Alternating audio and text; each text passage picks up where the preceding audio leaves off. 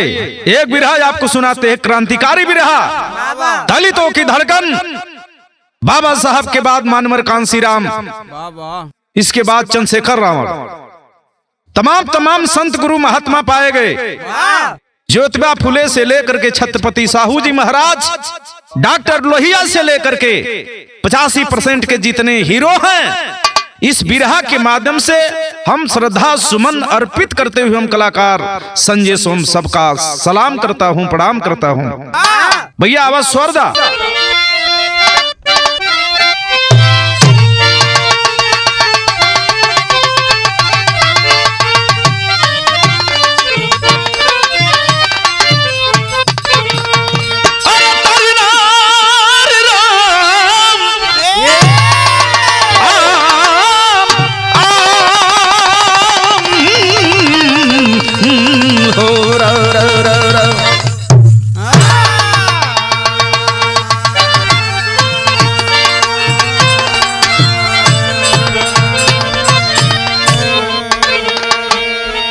लड़ाई छिड़ गई है 15 और 85 की।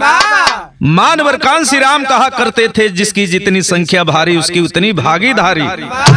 एक बात और कहे, जो जमीन सरकारी है सो समझो हमारी है। यही बदे कवि जी लिखल का लिखल भैया हमारा वा, जागो शोषित तुम्हारा तब कल्याण है, फूट से लूट कब तक सहोगे कहर। आग नभ में लगी आग सब में लगी, तब गरीबों का जीना हुआ है दुबर। जब जरूरत पड़ी भीम पैदा हुए, शासन सत्ता में सबको व्यवस्था मिली। माँ बहन बेटी नारी वो अर्धांगनी, बाबा साहब के चलते सुरक्षा मिली।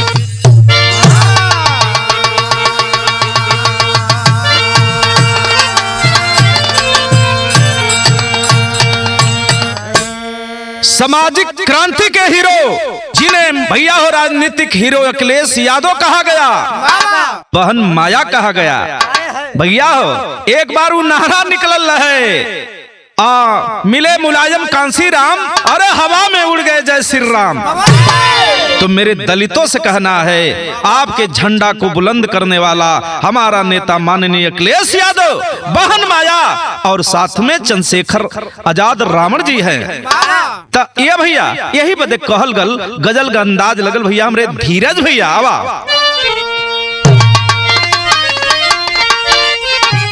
वाह वाह,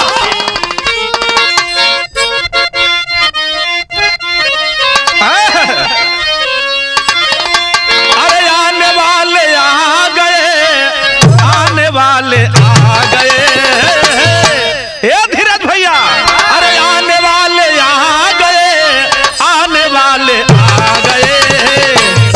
अरे चूड़िया वो खनकी खनकाने वाले आ गए।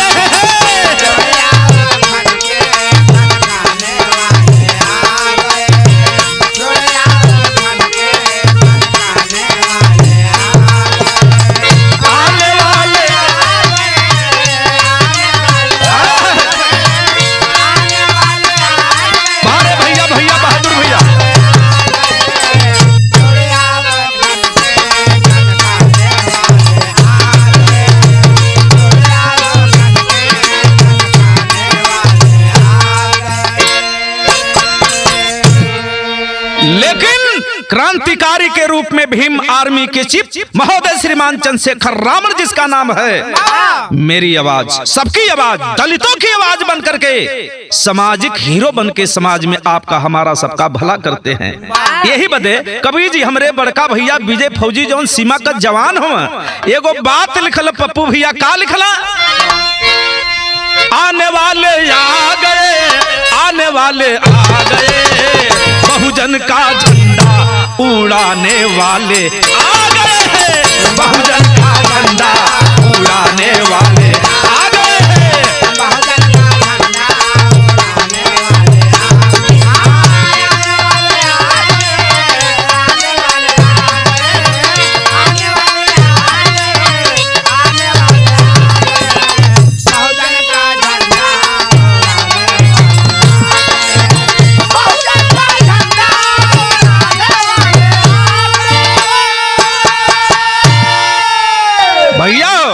धीरज भैया तोरे हारमोनियम का कोनो जवाब ना। आप बजावेला तई लगेला कि हमरे भैया बड़का भैया राजेश पाने बजाओ। आप भैया तू अनिल भैया अगर आप बजावेला तो लगेला कि सूरज भैया का बड़का साड़ू बजाओ। बहादुर भैया तोहर का तारीफ करी, तू तो गावेला तो ऐसे जनाला कि मेरा मूर्ति को बहिन गावत। आय है हाई देखा बहुत बढ़िया भाव लगल, कितना बढ़िया बात कभी जी लिखल। अरे बहुजनों का झंडा उड़ाने वाला सामाजिक हीरो, सामाजिक क्रांति कभी भी मेरे और आपके साथ 24 घंटा कदम में कदम मिलाने वाला हमारा नेता, आपका नेता माननीय अखिलेश यादव बहन माया के साथ, आखिरकार अखिलेश के साथ चंद्रशेखर रावण जी भी है। ये हमें से कहानी का शुरुआत लगल भैया। हो कहानी कैसा नवा।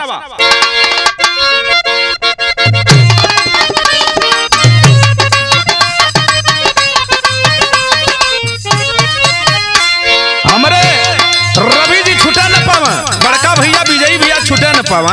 ये दोनों जना हमार अग्रज हमार गार्जियन व भैया हमारे पप्पू भैया जेकरे चैनल से हम गावत हैं।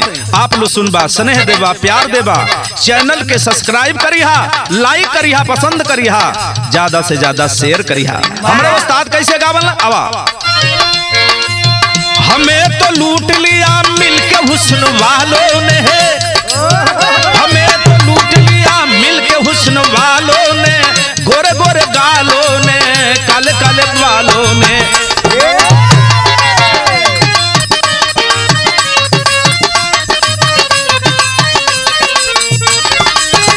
बाबा साहब से नानक चंद्र तू सवाल करता है, बाबा साहब आप दिन रात मेहनत करके किताबें लिखते हैं, इससे क्या मिलेगा। बाबा साहब नानक को समझाते, रे नानक ये तेरे बस की बात नहीं, मैं रहूं या न रहूं मेरी किताबें एक दिन बोलेगी, चाहे वो कांसी राम के रूप में, चाहे चंद्रशेखर रावण के रूप में, चाहे विजयी नंदलाल के रूप में, चाहे केहू के रूप में, बोली तो बोली। यही बदे आज दुनिया का सीएम डीएम नौजवान जवान किसान वैज्ञानिक संत भी जब तक बाबा साहब का नाम नहीं लेते तब तक उनका जीवन नहीं तरता।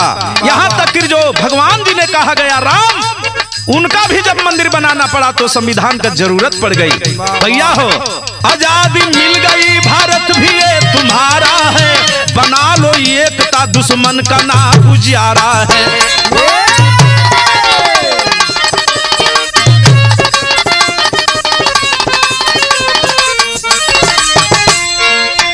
मानवर कांसी राम दलितों के नेता हीरो थे, नेता वो पैदा करते बहुजनों के हीरो थे।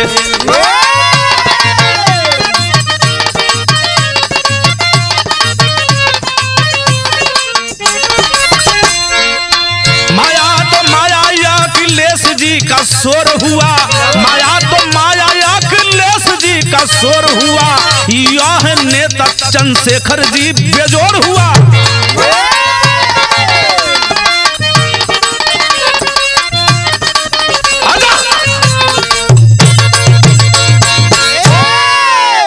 दिसंबर 1986 में जन्मे चंद्रशेखर रावण आज वो दशा दिशा बन गया है कि जिस ओर जवानी चलती है उस ओर जमाना चलता है।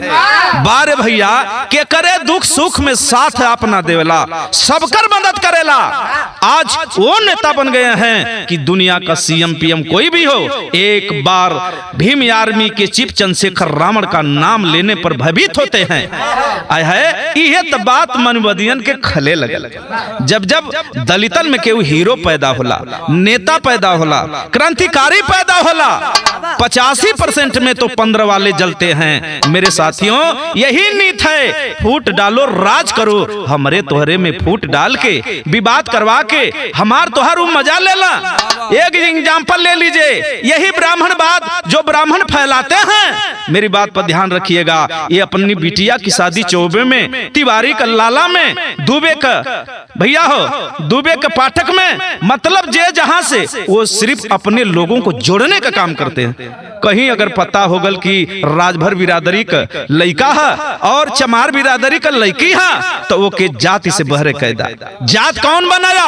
ब्राह्मणों ने जात बनाया। 4 वर्णों में हमको आपको सबको बांट दिया, लेकिन ब्राह्मण क्षत्रिय वैश्य शूद्र ये 3 वर्ण को छोड़ दीजिए, बाकी अगर शूद्र में चमार हैं तो और वर्ण कहाँ गया? भर वर्ण क्यों नहीं लिखा गया? कुशवाहा भर चमार वर्ण क्यों नहीं लिखा गया? लिखना चाहिए ना। लेकिन मेरे साथियों 85% के लोगों से कहना है, चाहे वो चंद्रशेखर रावण के रूप में हो, चाहे अखिलेश यादव के रूप में हो, चाहे वो किसी पार्टी दल के रूप में हो, मेरा अगर भाई है तो भाई है।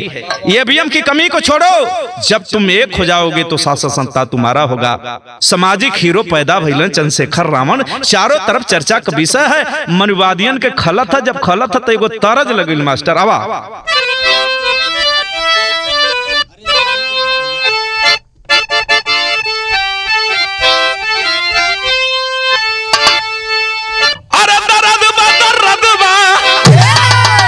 भैया हमरे नटराज स्टूडियो के मालिक बैठल हुआ। अरे दर्द बा दर्द बा, अरे दर्द बा दर्द बा भैया, अरे बाल पनवे से कमरिए में दर्द बा, बाल पनवे से कमरिए में दर्द बा।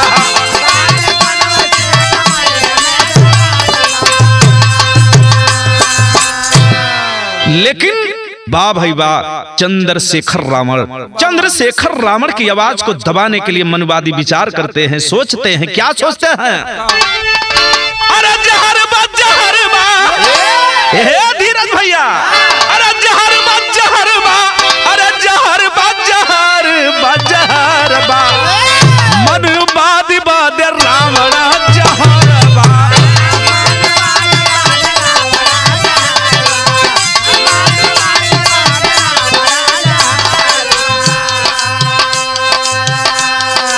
अब चर्चा चारों तरफ फैल रही है, जैसे सूर्य जी का प्रकाश फैलता है उस तरह से चंद्रशेखर रावण का नाम फैलता है।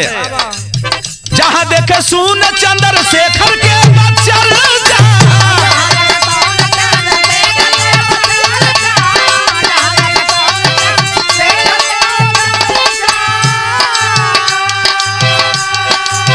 लागे विरोधियन के देखी देखी मर जा।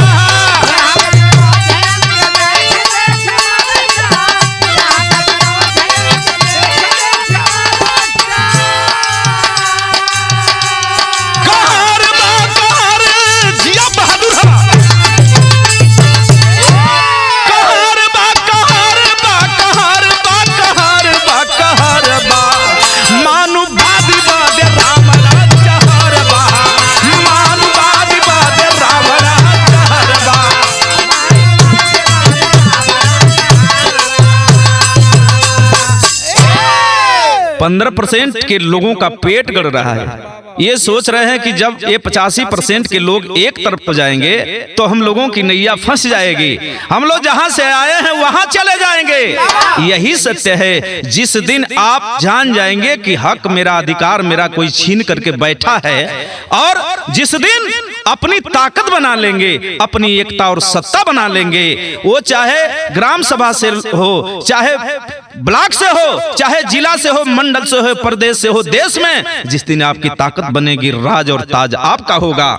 भैया हो, आखिरकार मनुवादियन के बड़ा तकलीफ, कौने बात का तकलीफ है? एगो तर्ज लगल मास्टर, एगोरिया के गोरे गोरे।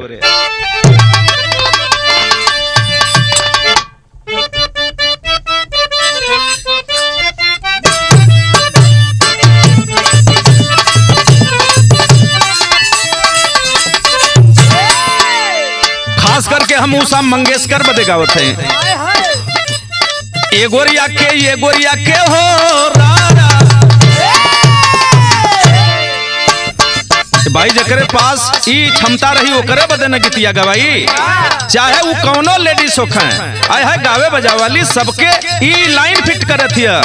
ये गोरिया का गोरे गोरे गाल बवाली बिहार में करी हो।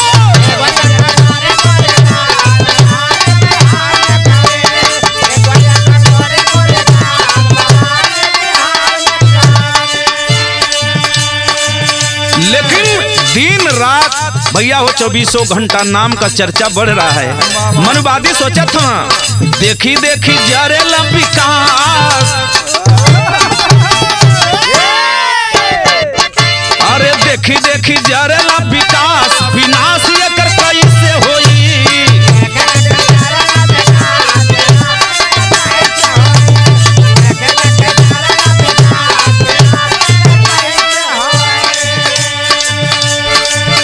अरे मौका का मनुवादी करेला।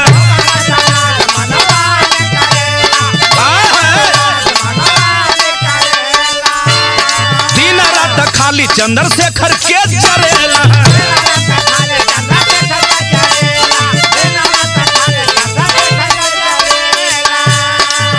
अरे मुस्की भइल लेहल सास, अरे मुश्किल भइल लिहल सास, विनाश एकर कैसे होई हो।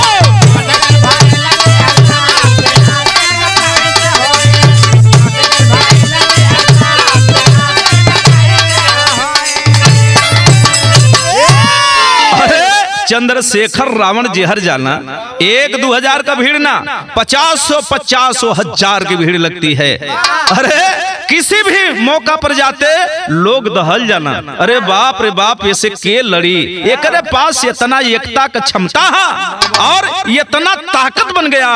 आखिरकार चंद्रशेखर का विरोध दिन रात होता भैया हो बाबू, लेकिन ये लोग सोचत हुआ कि इनकर विनाश कैसे करल जा, एक के समाज से कैसे हटावल जा, बेदखल करल जा। टेरी में भाव लगल भैया हो।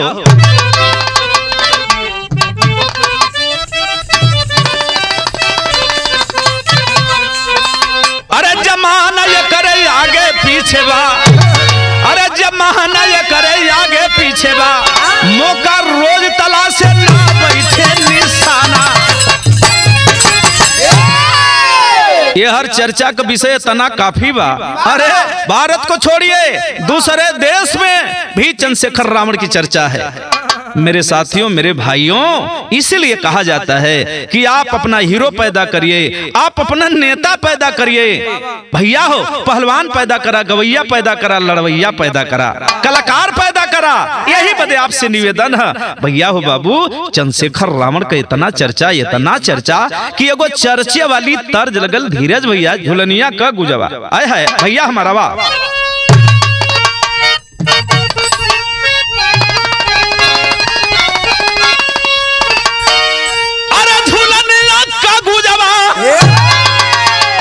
नीलेश भैया, तोहर के देखला के बाद हमके वो आसाराम का याद आ जाता। काहे बदे? आसाराम कोनो नाम का मुहताज ना रहल। जितना उनके अगर भीड़ से हटावल जा, आदमी के भीड़ से मेहरून में छटक के भागे, अंतिम में इलाज हो गए। लेकिन छोड़ा जाए तो हमन से का मतलब। अनिल भैया, बहादुर भैया, हमन के बिरहा गावे के कितना बढ़िया तर्ज भैया, हमारे उस्ताद कैसे गावल है। अरे झूलन का गुजवा, अरे टूटल हो राजा, अरे जवनिया में गड़िया छूटल हो राजा, जवनिया में।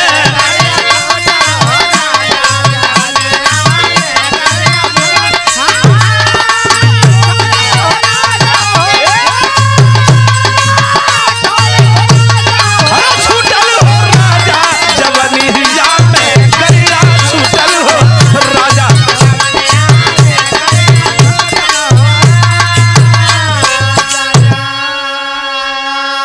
चंद्रशेखर रावण की पहचान है, वो किसी के सामने झुकते नहीं बहादुर। भीम आर्मी के चीफ है, नेता है। नेता हमारा हो तो अखिलेश यादव, चंद्रशेखर माया बहना की तरह हो। भैया हो बाबू, हाई देखा ओम प्रकाश राजभर की तरह ना होखे कि आज वो पार्टी में बिका जा, कल वो पार्टी में बिका जा। अपन औकात बुझबा न करे कि हम नेता हैं कि बिकाऊ हैं। लेकिन भैया हो, पियर का नेता के नाम से प्रसिद्ध हम। हाई देखा कितना बढ़िया भाव लगल बहादुर भैया वा। अरे नेता चंद्रशेखर, अरे नेता चंद्रशेखर जिसानी बाबू, हमार बतियाल बाबा हो बाबा।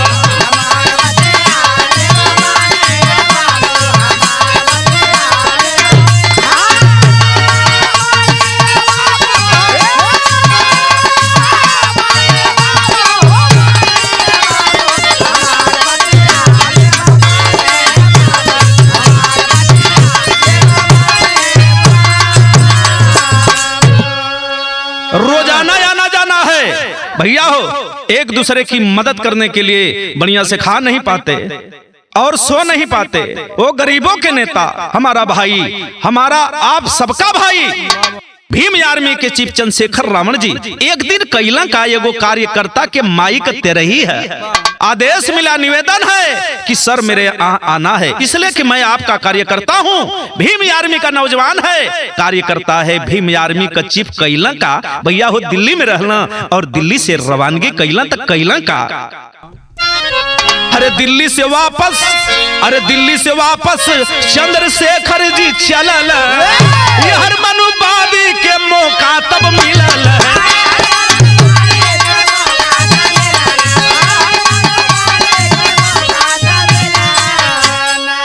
अरे 28 जून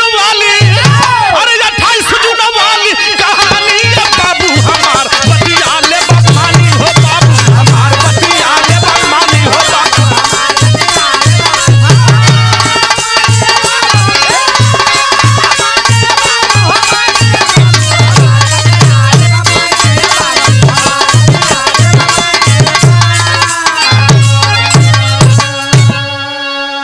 भैया हो धीरे धीरे माननीय महोदय मंजिल के निरावत में तवले हाई देखा, आखिरकार अपने हिसाब से जो मानववादी हैं मौका का तलाश करत हैं। भैया हो सहारनपुर से देवबंद से जब ही गाड़ी टर्न करती है अपने कार्यकर्ता के घर जाने के लिए 100 मीटर की दूरी अब ही पहुंचना बाकी था, तवले वो कमीना कैला का जमन भैया हो मौका का तलाश करते रहना। भैया हो ये धीरज भैया यही से बताओ जला जाको राके साइया मार न सके को, यही से कहल जला हिम्मत जेकरे पास है ओकर दुनिया में केहू बिगाड़ न पाई। हिम्मत का सबसे बड़ा हथियार आपके पास होना चाहिए। लड़ाई तो आखिरकार हिम्मत के पंख से होता है। अरे खूब तोहरे पास पिस्टल कट्टा बंदूक होखे, अगर तोहरे पास हिम्मत ना है तो एक ठे मुर्गी का कत्ल ना कर पाईबा।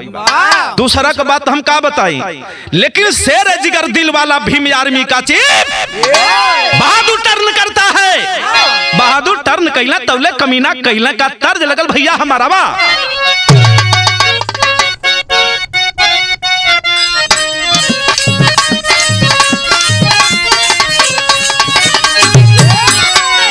उहे तर्ज लगल सासुरे से रूसल बाती रियवा न हो, हाँ हाँ सासुरे से रूसल बाती रियवा न हो, धैली नहीं हरे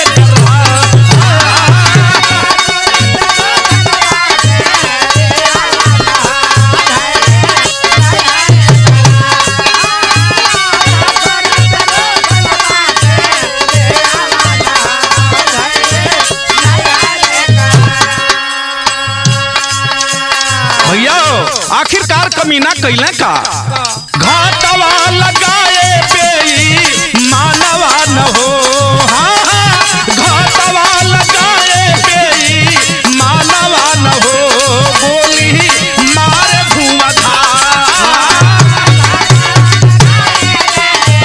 मानवा न हो, गोली मारे धुआंधार।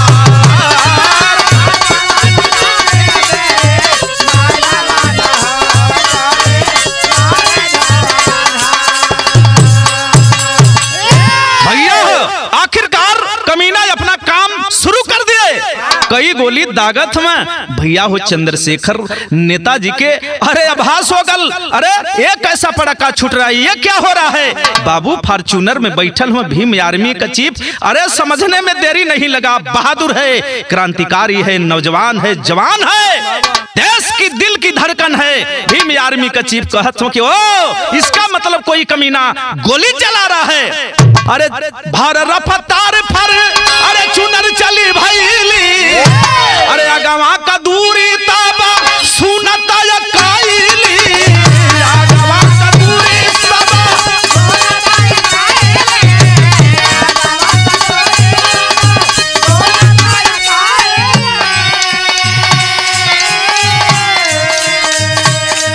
लालकार भीमा आर्मी लालकार देता तब जहाँ वान वान हो, गोली मारे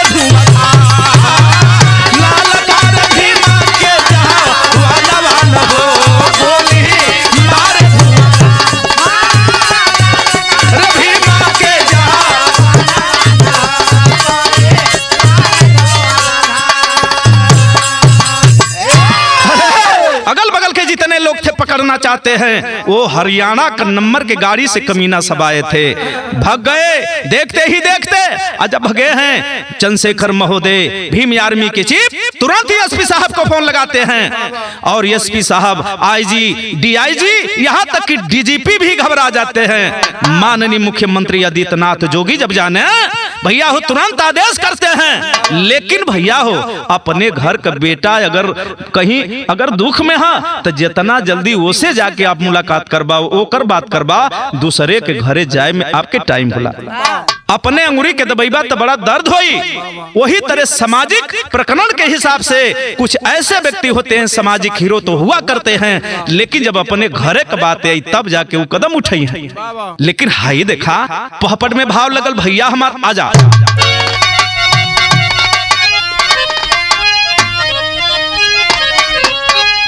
अरे सोचे पापी कहे सोचे पापी, अरे बेहल जामुआई चंद्रशेखर के, अरे सोचे पापी, अरे बेहल जामुआई चंद्रशेखर के, अरे दलित समाज का दिए नादा बुझाई चंद्रशेखर के।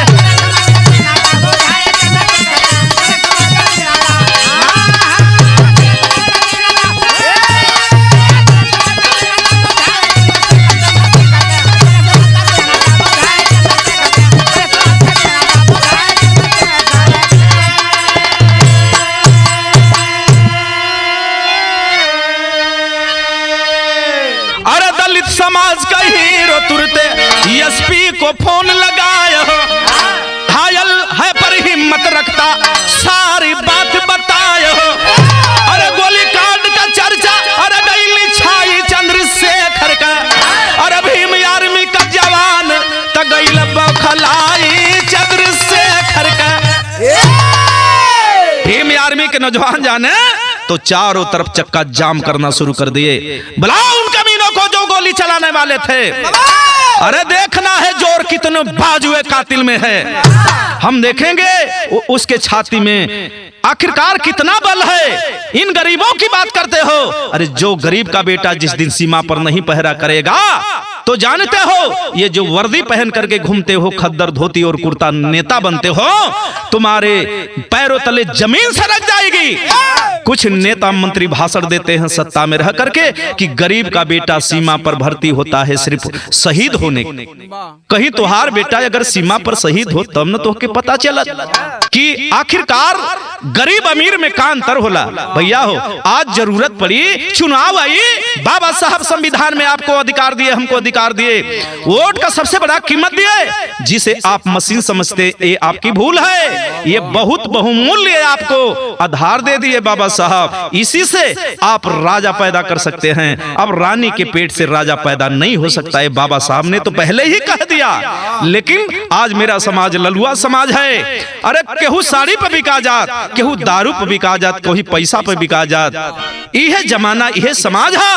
बाबा साहब आपकी हमकी बिगड़ी बनाने के लिए सिर्फ ये बताए कि तुम्हारा सत्ता वो दिल्ली में है, वो चाहे चंद्रशेखर के रूप में हो, चाहे अखिलेश के रूप में हो, चाहे किसी दुनिया के रूप में हो, 85% में अपना हीरो पैदा करो, अपना राज और ताज तुम्हें मिलेगा। लेकिन भैया हो बाबू, हाई देखा बिरहा में आल्हा लग गई। चंद्रशेखर रावण के विषय में कवि लिखल का लिखला,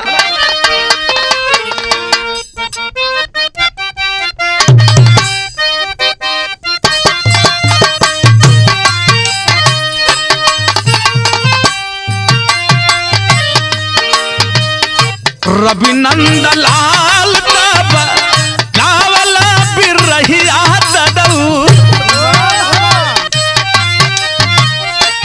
जलाल भैया हमर सुनब कलकार,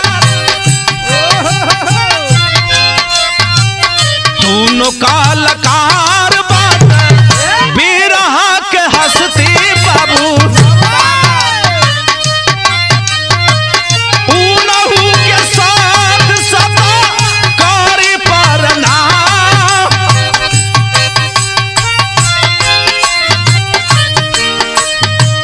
होकर का बिगड़ी है परी यही दुनिया में तदू,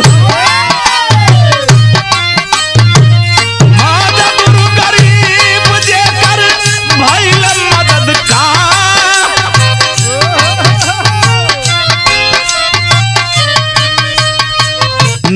चंद्रशेखर जी के जानला जहनवा भैया वीर तन कहार दामा बनल रखवा।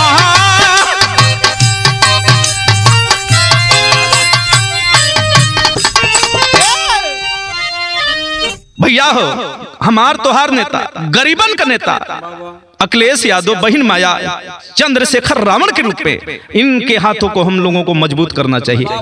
अरे जब हम एक जगह हो जाएंगे, चाहे राजभर भाई हो, चाहे बिंद भाई हो, चाहे कुमार भाई हो, चाहे चौहान हो, चाहे कुशवाहा हो, चाहे कोई भी 85% में लोग आते हैं, चमार हो, चाहे कोई भी हो, आप एक जगह होना चाहिए। और शासन सत्ता की जब बात करेंगे, अरे जब अपना शासन सत्ता होगा तब अपना राज और ताज आपको मिलेगा। भैया हो सदर में भाव लगल धीरज भैया।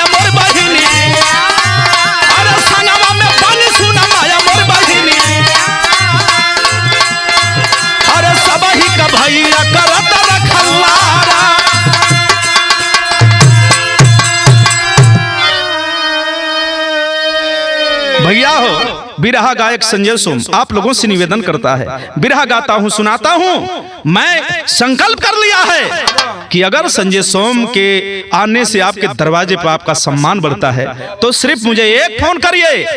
ये महापुरुषों के जयंती पर संजय सोम निशुल्क गाने का काम करेगा, 1 रुपया आपसे नहीं लेगा। सिर्फ पार्टी वालों का आप किराया दे दीजिएगा और गाड़ी का तेल दीजिएगा। अगर संजय सोम आकर नहीं गाता है तो फिर आप कहिएगा। जितने भी देश के लिए शहीद हुए, जितने भी देश के विद्वान हैं, संत हैं, महात्मा है, ऋषि हैं, महर्षि हैं, उनके जयंती पर संजय सोम निशुल्क सेवा करने का वादा करता है। लेकिन भैया हो बिरहा में भाव लगल धीरज भैया, खड़ी में भाव लगल, ये 85% लोगन खाती आवाज है।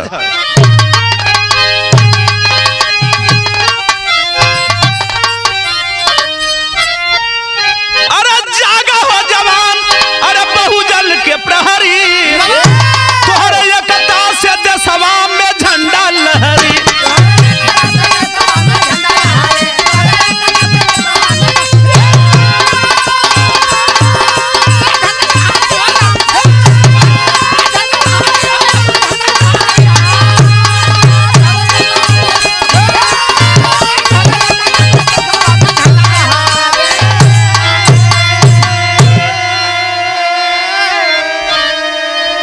एक बार ध्यान तो दीजिए, ब्राह्मण जात को बनाता है और लेकिन अपनी जब बात आती है तो लाला तिवारी में, तिवारी चौबे में अपने बहन बेटी का बियाह करेला।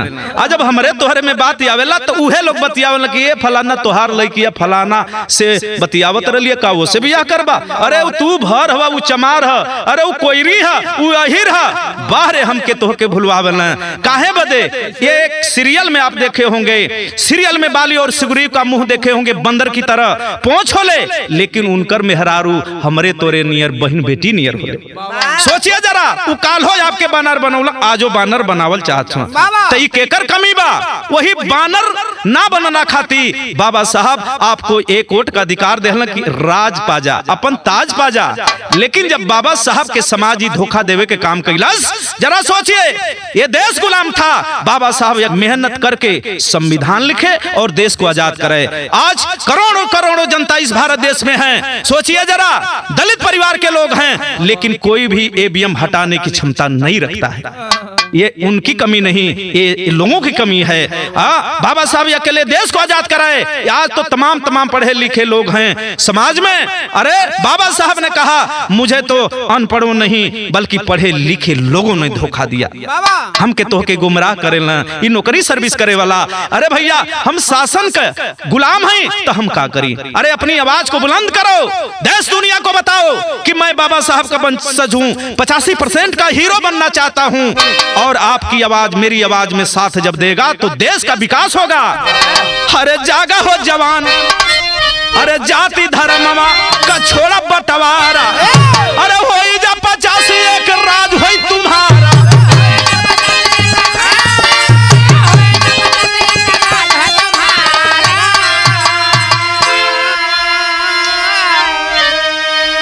अरे जाति धर्मवा भैया हो धीरज भैया, अरे जाति धर्मवा का छोड़ा बंटवारा, अरे होई जा 85 राज होई दोबारा।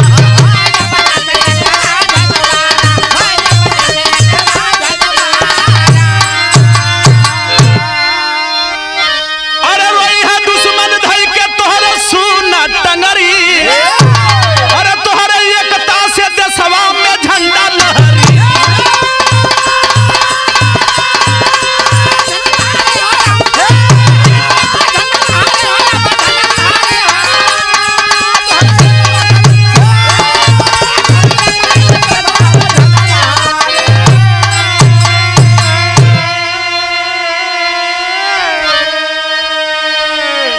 भैया हो हमरे बड़का भैया विजय फौजी जो सीमा का जवान हो, हमारे भाभी नर्स स्टाफ हैं, ये दोनों लोग लिख करके मुझे बिरहा देते, मैं गाता हूँ। धीरज भैया, अनिल भैया और नीलेश भैया, बहादुर भैया, मैं जब भी गाता हूँ सभी कलाकारों का नाम इसलिए बोलता हूँ कि कलाकार कोई गुलाम नहीं होता है।